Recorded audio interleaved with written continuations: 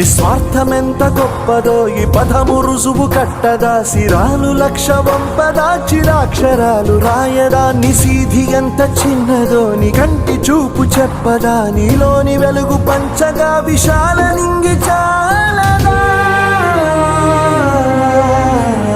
మనుష్యులందు నీ కథ మహర్షిలాగా సాగదా, మనుష్యులందు నీ కథ మహర్షిలాగా సాగదా.